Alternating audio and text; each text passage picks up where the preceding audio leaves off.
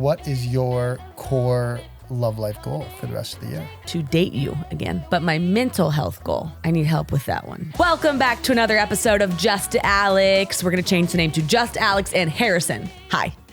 Hello. I'm really excited for today's episode because we're going to do goal setting / manifesting. This is an area where I really envy and look up to Harrison, both in the buckets that you set your goals. You have 5 buckets, and the methods you use to achieve these goals. Okay. We're going to get into how he does it, but back in December, I saw you pull up your Notion sheet and refer back to your goals, and you set them every 6 months. And then you check yourself on them. And you guys might be wondering, okay, why are you doing this right now? The reason we're doing it is a lot's changing in our life. And maybe you just need a reset at home, or maybe you're in our shoes, which is you're moving to a new city. You're trying to make new friends. You're in a new relationship, right? As we are. And we're bringing a child into this world. So we want to make sure we're creating the best environment to bring this sweet little baby into the world. And so you got to stop, pause, and say, all right, how do we do this? And we're really going to break it down. And Harrison's going to walk us through it, me through it live, and you through it at home. And I can't wait. Now, here's the thing too. Setting goals, we all do it in January. We write it on a piece of paper and then we crumple it up and throw it away. And we forget about it in the middle of February. Let these statistics burn into your brain. You are 42% more likely to achieve your goals if you just write them down. You're 65% more likely to achieve your goals if you share it with a friend. Now, I think a lot of people, myself included, are afraid to share with a friend, hey, I want to go to the gym 4 times a week. Can you hold me accountable? And guess why you're afraid to share it? Because you're afraid to fail to that friend. But listen, you're over halfway. You're over 50%. You're 65% more likely to hit that goal if you tell a friend and hold each other accountable. So Harrison and I are doing that with each other and with you guys today. And I hope you take these tactics with you home in your ears. And I hope you guys join us with this. So we're going to do it live. One other thing to say here is by no means is how I set my goals rocket science or am I an expert? But, this is what I do, and this is what's worked for me over the past few years. And so if it works for other folks, great. And if not, then hopefully at least you find it entertaining. Can I go really quickly on something, though? Of course. Can I? Is that cool if I keep? Yeah, you're licensed to speak. Thank you. I have 2 things I want to talk about for goals. Number 1 goal is 10,000 subscribers for this podcast. Therefore, if you're listening and you're going to do this manifesting exercise with us, get your butt over there. No, don't. You can't even give me nucks. Julie put it in the notes. Oh my God. I was like, Sam Parr, be proud. That was a great little slide in. Thank you. Go subscribe to the podcast and send it to a friend who you want to hold you accountable for your goals. Second thing is I manifested a sponsor for A, my personal Instagram, and B, podcast episodes. And the first ever sponsor for Just Alex is the one and only Alice and Olivia, first ever podcast they've ever sponsored. I'm wearing their blue and white striped shirt, which comes in pink and white. I think every girl mom and boy mom, every girl that's pregnant or not, and you have a gender reveal, they have I think these are so cute for that. Their summer line, adorable. So code JustAlex15. I will post it on my Instagram story and on the Just Alex page, but go shop today. Okay. Shout out Alice and Olivia. Shout out. So before you tell us your 5 pillars, how did you start this little thing you do here? So what happened, I think obviously setting goals is, there's nothing novel about setting goals, but I think what I do that I'm proud of is, the consistency that I've been setting these goals, and then the process that I follow, so that way I hold myself accountable to them. Because I think what I found over the years, coming into the new year, I'd set goals, and then I'd write them down on a piece of paper somewhere, and then I'd totally forget about it. And 30, 60 days later, everything was thrown out the window. Tale as old as time. We all do that. Which, totally. That's why I like doing this in June, though, is it's a little reminder, you're in the midst of summer and it's yo, focus. Totally. And so what happened is it was the end of 2020. And it was the holidays. I was in Whistler with my family. It was like in that second kind of wave of COVID lockdowns. And like I was just in a very bad place across a variety of areas of my life. So, for example, at that time, I weighed 228 pounds.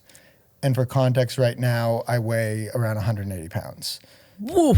So, almost 50 pounds heavier than where I am today. Business-wise, was just stressed to the max. A lot of relationships in weird and awkward places. And so I took that time in Whistler to really just step back and identify what matters to me and the why of doing what I'm doing. And the one word, as cliche as it is to say, that always came back to was happiness. All I want to do is be happy. And so, the question then to me are, what are the drivers of my happiness? And the 5 buckets that I've really that spoke to me and have stayed true to me since then is family, number 1, friends, love life, impact, and physical and mental health. And my mindset is I look at these 5 buckets, and if those 5 buckets are full, then that should be the ultimate recipe for peak happiness. If any one of those buckets is empty, then that will be very detrimental to my, number 1 goal of obtaining happiness. And so what I did is I just wrote down my core goal for each bucket, and then to hold myself accountable, checked in on the goals after 6 months, updated the ones that were appropriate to update, and I've been sticking through with it since since I first laid it out. So it's been 4 years, so not that long, but like I'm proud of it long enough, and now I keep it in a Notion document. So you follow a bit of a formula for how you set your goals. How do you do it? So each bucket, I set one core goal, and then underneath that core goal, what I do is I set 3 ways that I'm going to achieve that goal. Do you call those the quantifiable ones most of the time, or no? Are they always quantifiable? I don't want to get too much into that today. Okay. Because if you're interested in the actual technicalities of efficient goal setting, read the OKR book by John Doerr. This is all generally based off of that style of goal setting. Okay. So for today, you'll see it. So you look at a goal in, physical and mental health, you set the core goal. Core goal is I want to obtain ABC% body fat by the end of the year. Then the 3 ways to do that. The 3 ways to do that is work out 4 times a week, be active with being active 7 days a week. 1 cheat day. Eat clean with 3 cheat meals throughout the week. And then lastly, meditate 5 times throughout the week. How does meditation tie into body fat? Because at least I find with myself, when I'm in a strong mental place, that improves my ability to get in the gym and be efficient and have high output in the gym. So that would be an example of how I set my goals. And that's actually what my health and wellness bucket is for this year. Okay, so we've got a headline and then we've got subtopics. Exactly. For the listener, I would say if you want, I love getting out pieces of paper when I'm listening to podcasts. Ed Milet, for example, I always write during. So you can do this with us and write down. So it was family, friends, mental, physical health, impact, and love life. And then you can do later, you can write down, we're going to go through ours, hold each other accountable. And then you can write down your goals later if you want to. But writing them down, 42% more likely to achieve them, kind of a big deal. Tell a friend for 65% more likely, which I'm in on. You give me over 50%, I'm in. So what are we going to do here today in the episode? So Harrison and I are going to go through each bucket and we're going to say out loud what our goals are for that bucket. And listen, if it's something like go to the gym 3 times a week, we're not going to sit there and harp on that. That's it. That's the goal. We're moving on. Because one thing we like to do here is be honest, but we don't like to really waste your time either. Direct to the point. Okay. Land the plane. So, all right. Which one do you want to start with?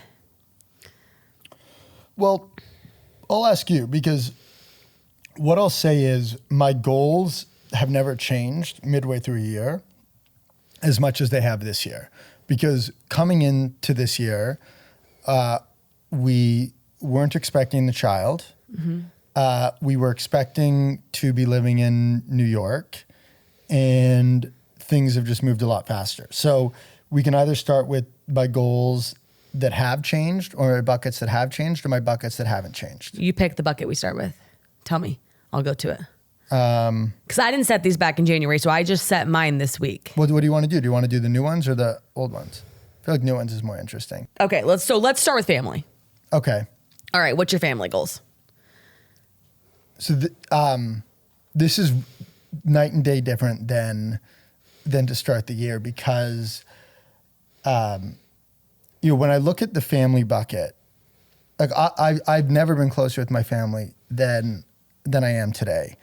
And but what's different today versus 6 months ago is there's now a second family at the table.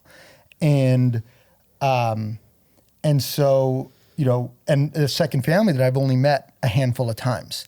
And so with the family bucket, as I think about the kid coming into this world, the general theme of it was like, I want to make sure that this kid comes into the world with two loving families.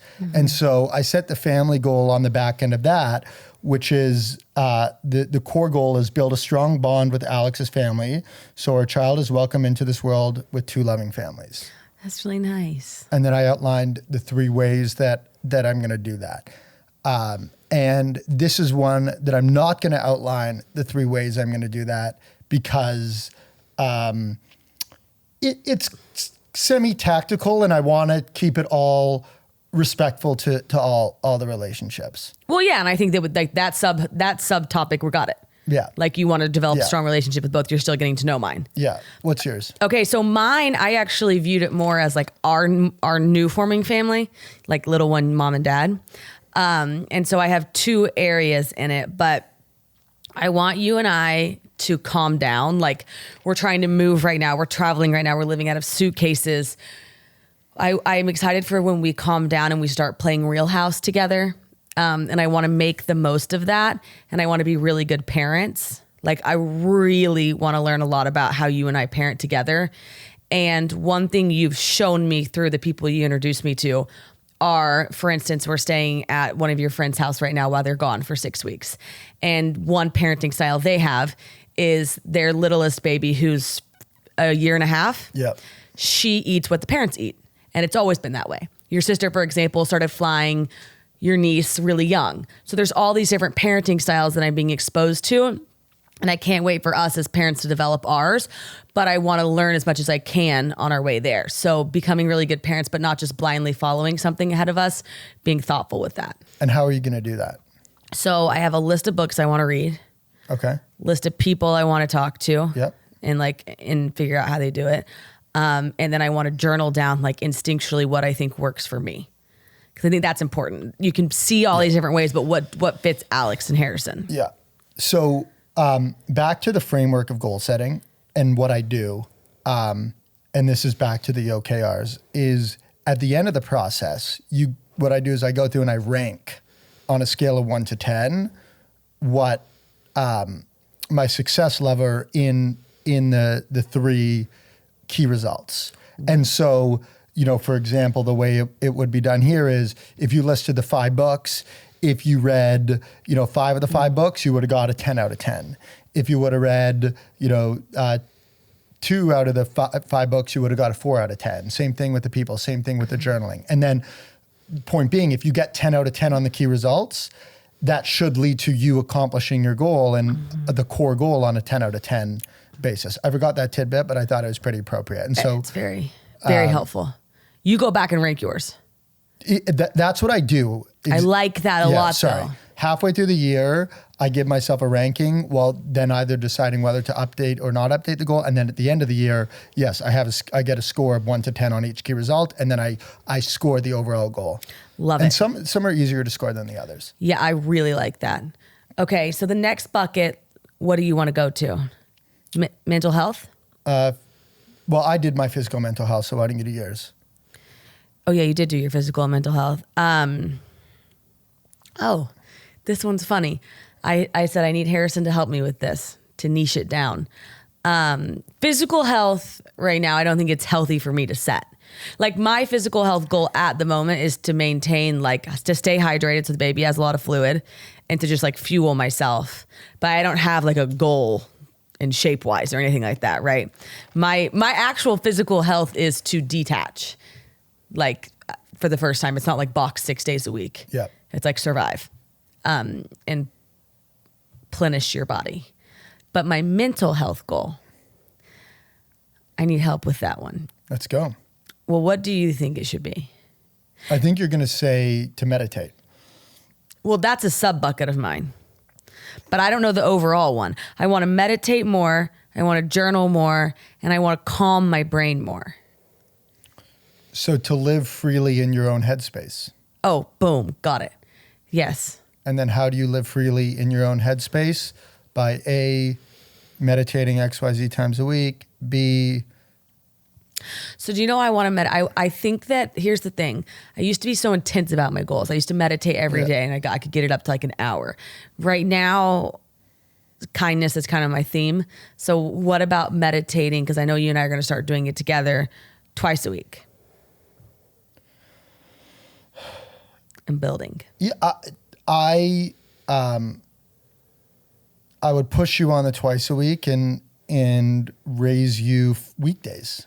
I think that I think it's very attainable for us to develop the habit that Monday through Friday when we wake up as we start our days, that we kick things off with the Open app. Okay. I love that. Okay, so what's your core goal? To live freely in my own headspace. And how are you going to achieve that goal? I'm going to meditate weekdays. I'm going to journal weekdays. And I forgot the last one. Okay, but you got to write it down. You got to have all this written down so that way you can score it at the end. So okay. Maybe just make a note to come back to it. Journal weekdays.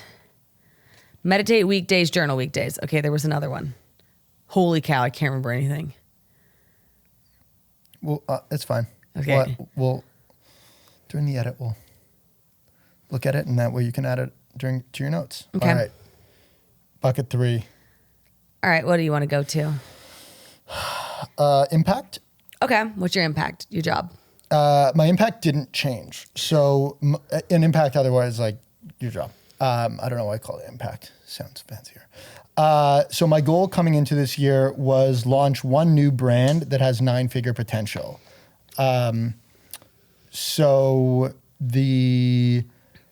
what I've learned about myself since building this business is like I love to create. Like I really, really love to create. And we haven't created in a couple years because we've been very focused on scaling the Flock business and scaling the Rob's business. And so Alex Cost, my best friend and business partner, really wanted to go back to the roots and launch something new. So core goal, launch one new brand that has 9-figure potential. And then the ways that we achieve that is starting the R&D for 6 new projects. Research and development. Dedicate 2 weekly R&D sessions a week with Alex. And then create team leads on all R&D projects that reach a certain level of progress. So this is why this is cool. Because you set that in January. It's not November and the deadline's approaching. You're 6 months in. And I know you've actually been working on this, but it's like you still have you have half a year to make this happen. Totally. And that's a goal that I feel very good about hitting and I think potentially launching even more than one. We got some really exciting stuff in the pipeline. That's incredible. Cool. Okay, I love that goal because that we got to see it in real life right there because you didn't change it. So my job goal is open Austin Just Media with 3 full-time employees. So the way I'm going to do that, What does open Austin Just Media mean? boots on the ground, like open an office open an office of Just Media here in Austin. Okay.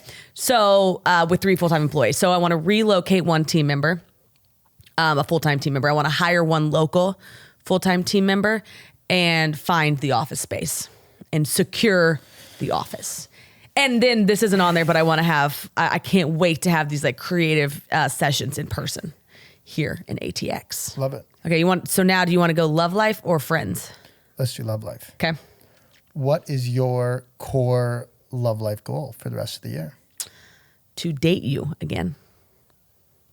That is my love life goal because I got cut a little short, our dating period. And I think that's because I'm not having the easiest pregnancy, right? We're thankful for it, but we're not going out to dinner a whole lot. So things look differently. A lot of the reasons that I love you for so many reasons, but we had a lot of fun together and you plan really fun dates and I miss that. And so getting to date you again is exciting. While I love that goal, I would somewhat push back on how feasible it is until our child is born. But tonight we got big plans. We're making a steak dinner at home. There we go. That's dating. Yeah. Is that not dating again? Yeah. So the reason I want to do this is like, it can't just be like I roll over at 7 p.m. and I'm just like, make me breakfast. Like, I'm excited for tonight. Well, that kind of parlays nicely into my goal. Okay, what's your goal? What's your love life goal for the rest of the year?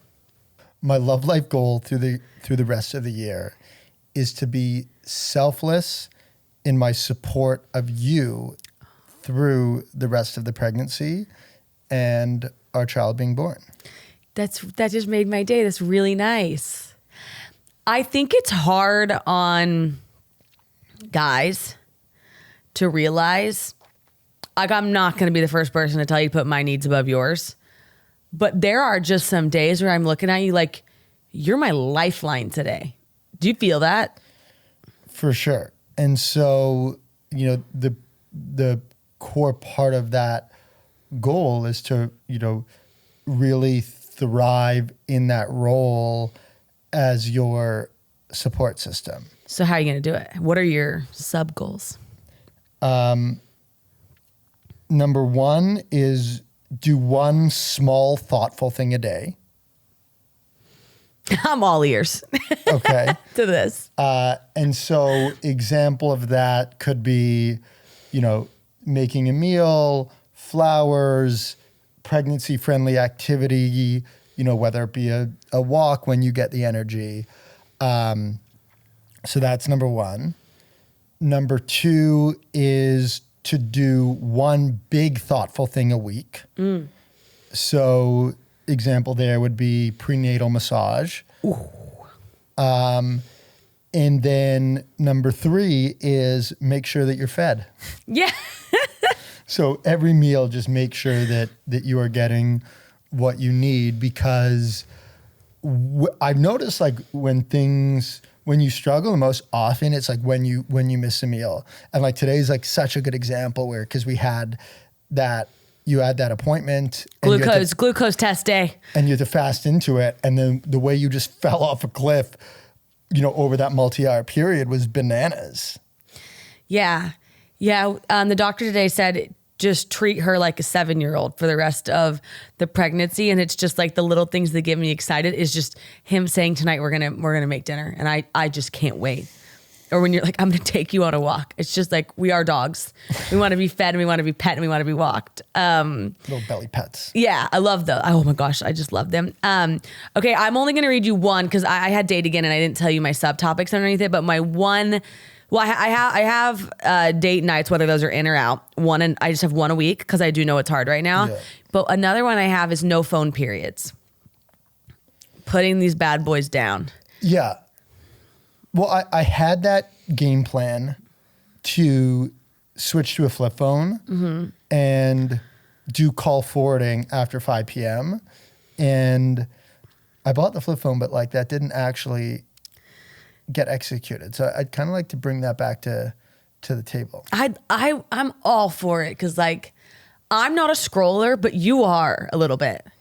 It's not bad, but you're more a scroller than I am, I guess. Love me my TikTok. Yeah, I think the thing is right now, technology is driving me insane. Like I can't listen to music, but now I can't really watch anything either. Like screen time for me is we're not getting along. Totally. So when you're on it, I'm like, and I don't know why.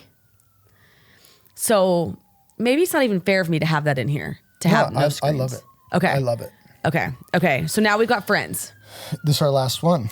Last bucket. So, okay. So what's your friend goal for the rest of the year? So this one changed. This is a totally new goal versus the beginning of the year. And that's because coming into the year, we didn't know we'd be living in Austin. So my friend goal for the year is start the process of building a community of friends in Austin that mirrors the friendships that I have in other cities. And so the way I plan to do that is through connecting with 5 people via friend introductions, 5 people via the Hampton Entrepreneur Network that I'm a part of, and then host a monthly poker night where I cultivate those relationships. I love you hosting. And hopefully so, I get to make the meals. Yeah, it'll be fun. And like, I think it's really weird because over the past, I'd almost call it 5 to 10 years, I've kind of been in like a no new friends mindset or, era.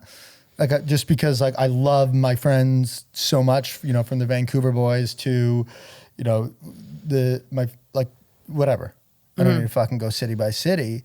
And this is the first time I'm like moving to a city where, while we know a lot of people in Austin, like we don't have any real, or we have very few real friends here. And so building that community is something that I look forward to doing with like-minded people who are, I'm sure many of them will be new parents and, focused on doing fun, cool things and so on and so forth. Yeah. Mine's very similar to that. My goal for friends the rest of the year is making mom friends who push me. Love it. How are you going to do it? You're not going to agree with this note. So the other day you were on the phone with your sister in the car talking about someone that lives here and she was like, they don't drink. And you were like, great, Haley, I don't need any more friends that drink. I got enough drinking buddies. Yeah, I'm tapped out on drinking friends. Like I want some friends who invite me over to do the cold plunge, want to go stand up. And drinking friends can do that as well. But you're just saying you don't need any more social, let's grab some beer friends. You want friends in the category of like, let's go out and do a hike together. So here's what I'm thinking. Mom friends who will do something unique with me. By unique, I mean like, oh, it's erasing what I have. Okay, unique with me. So I want to get outside my comfort zone on the way that I socialize. So for example, like a drawing class, stand-up paddleboard, go to some of these like yoga classes in the park around here. That's not unique to some people. That's unique to me. Awesome. So that's the first one I want to do. And then mom friends. Oh, well, I think it's simple, but like, I don't have friends. I have friends that are moms. I don't have them here really. I have like 1 or 2. So finding friends, that we can have like push the baby around time with. I got like a couple, like I know options, but I need to go execute those and like really pour into them so they can pour back into me. But how are you going to do it? The way I'm going to do that is friend introductions, I call it. Amazing. And then showing up. Like I have some friends here that are either expecting moms or currently moms. And it's just like no bailing, start to show up. Hard right now, but like, come on, Alex. And then the last one is make a list of unique places and then go to those, like drawing classes, yoga in the park. There's like a bunch of like prenatal classes, like CPR, things like that. Oh, one thing I want to do is the girl's going to help us find a nanny, does CPR classes for 6 people. So I want to find 2 couples that are also expecting and then host like the CPR class. So we can do CPR class into poker night. Totally. No one's done that before. CPR poker night. On the CPR thing, like it was completely off my radar. And then friends of ours had to put it to use in the scariest way and in a very scary story. And so that's one that, I definitely want us to check off before the baby comes. They say things like hit you in signs. And so if you're thinking about learning sign language and then you encounter like 3 deaf people, it's like okay, go learn sign language. The CPR thing I've seen on Instagram. You showed me a post and then I saw 2 more. I want to do it anyways before the baby arrives because it ended up saving this baby's life on an airplane. But like when things start to hit you in 3s, like go get the certification. Don't you agree? Yeah. Well, no, but I'll just say yes. We're going to do this. We are going to do the CPR thing, bar none. Yeah, no, for sure. Like no questions asked. For sure. Okay, cool. So those are our goals. So we've got them written down. Let me ask you this. Do I set a notification every month to like just take a glance at them? No, so I ignore them. And for me, it's like really like the goal setting ritual. Like the schedule is so friendly to it. So like over the holidays, like we shut down our office. And so I have a lot of alone time to really reflect and put thought into them and actually like do them. And then the reason why I love doing them mid-year is because we also take 4th of July week off. So often I do this during 4th of July week. And so like I remember because I have so much downtime. But how do you know, like, I don't want these to sneak up on me. How do I hold myself accountable? They're in my head. Do you see what I'm saying? Like they're written down now, but can I set a reminder every month to just glance at them? Yeah, whatever works. Whatever works for you. I guess like as this episode's I'm a big goal guy. Like we do this at our company, and I also set weekly goals, and those weekly goals are in a part of a master goal sheet.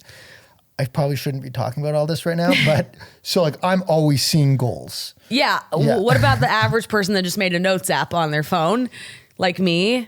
It's all about doing what's sustainable for you, and maybe that is checking monthly or. Okay. For the listeners, if you're like me, here's what I'm going to do. I'm going to leave and I'm going to set a reoccurring monthly reminder. What's the date today? Okay, so midway through the month, I'm just going to circle back to my goals on my phone. I'm going to glance at them and make sure I'm, on track, crossing some off. That way, when a friend, I'll use my friend Emma, for example, she texts me and says, hey, do we want to get together? I say, yes. I show up. So to wrap this up, let me ask you, because a lot's changing right now. We've now got our goals for the last leg of the year. The last half of the year. How do you envision life in 6 months? In 6 months, I envision us living in Austin in a home that is ours and that we love, with a hopefully healthy and joyous newborn, supported by both sides of our family that are spending more time in Austin, Texas than they ever thought they would. And both of us having very exciting things going on at our respective businesses with a cool new community of friends that we're developing relationships with. We might be a good match because that would summarize mine as well.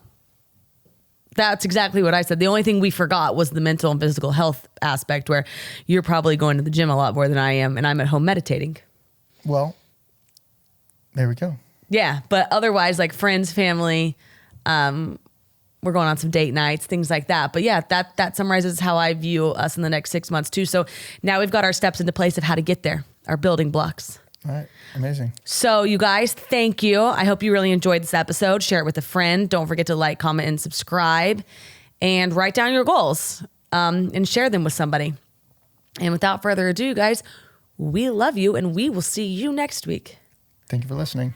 Okay, guys, thanks for listening to another episode of Just Alex, powered by Just Media House. If you enjoyed the show, which I think you did because you made it this far, don't forget to like, subscribe, comment, rate, and review. All of those things are so important. Stay connected on Instagram, TikTok, YouTube, and Facebook at Just Alex Pod. Post-production by Creative Evolution Studios. Theme song to the Just Alex Pod by Gideon Shawkin and Denisha. I'm Just Alex, you're just you. Let's keep doing this thing. New episodes every Thursday.